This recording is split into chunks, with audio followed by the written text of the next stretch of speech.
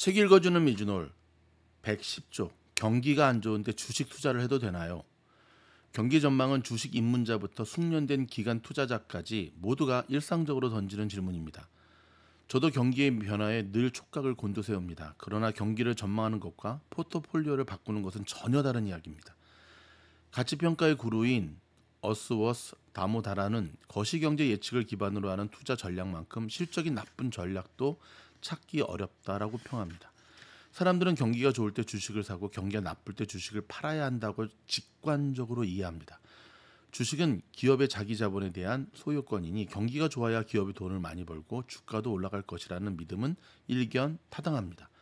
이 믿음이 실제 성과로 이어지기 위해서는 두 가지 가정이 필요합니다. 먼저 경기를 예측할 수 있어야 합니다. 그리고 경기 변동과 주가 간의 상관관계가 있어야 합니다. 경기를 예측하는 건 매우 까다롭습니다.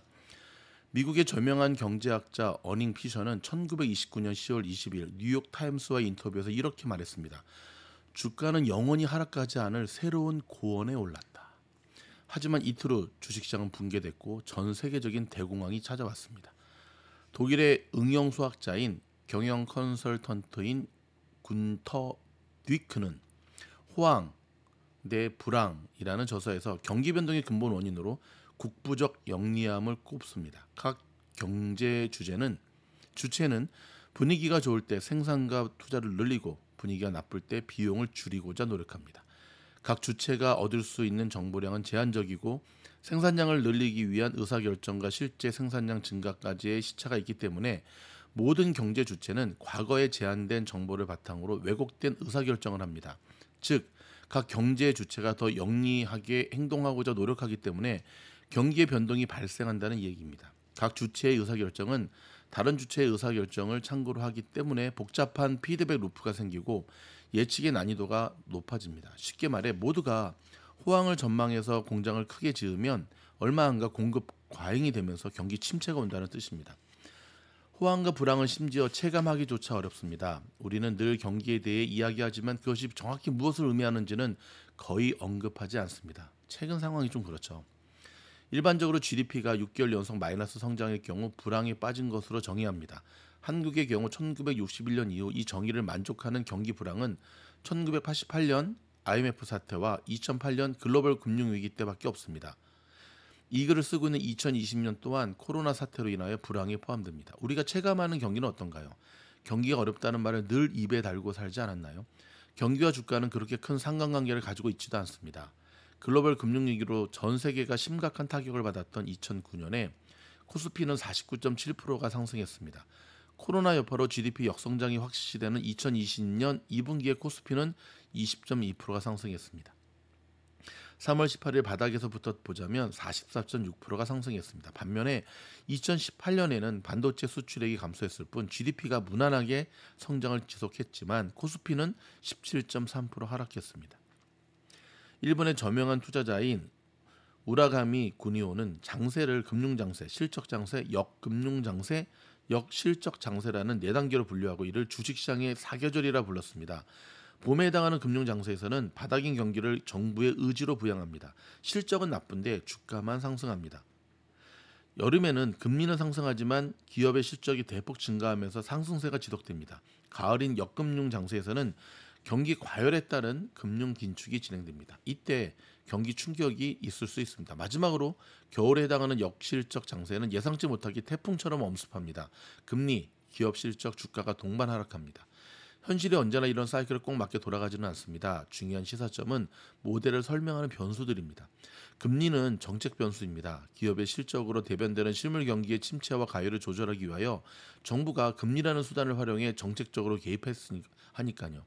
주가는 투자자들의 기대감입니다. 경기가 안 좋을 때 공포감에 자산을 내다 팔기도 하지만 경기가 안 좋으니 부양책이 나올 것이라는 기대감으로 자산을 더 사서 가격을 상승시키기도 합니다. 경기가 좋을 때 주가가 오르기도 하지만 정책 당국자가 찬물을 끼얹을지도 모른다는 우려로 주가가 하락할 수도 있습니다. 헝가리 출신의 전설적인 투자자 앙드레 코스톨라니는 이를 돈 플러스 심리는 추세라고 아주 간명하게 표현합니다. 유명한 말이죠. 돈 플러스 심리는 이꼴 추세다. 투자자들의 수중에 돈이 있고 낙관적인 기대를 하고 있으면 장세장이 됩니다. 돈이 있더라도 기대감이 없으면 추세는 부진합니다. 기대감에 주식을 사고 싶어도 수중에 돈이 없으면 역시나 추세가 형성되기 어렵습니다. 강세장이 지속된 후 유동성을 회수하거나 심리가 반전되면 약세장이 찾아옵니다. 실물 경기가 아무리 멀쩡하더라도요. 강세장은 불안의 벽을 타고 오릅니다. 실물 경기가 꺾였다가 회복하는 시기에는 사람들이 투자에 나서기를 꺼립니다. 이때 위험 추구 성향이 높은 누군가가 먼저 투자에 나섭니다. 위험 회피 성향이 높은 사람들은 모든 상황이 좋아지면 사겠다고 합니다. 이 사람들이 투자에 나설 때 어떤 일이 벌어지는지는 2장에서 말씀드렸습니다. 지금이 안전할 때야 라는 믿음이 팽배할 때가 강세장의 마지막입니다. 경기가 좋아질까요?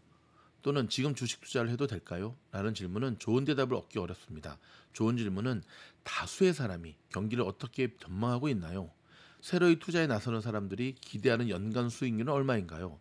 앞으로의 성과를 얼마나 낙관하고 있나요? 등입니다.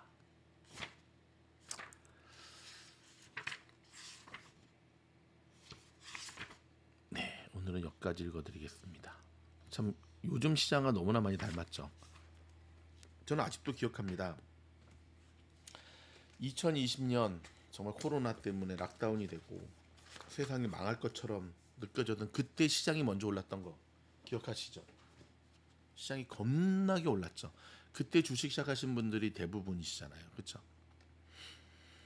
2021년 예상치 못하게 시장이 아주 힘들었으니까 2021년 말에 그렇죠.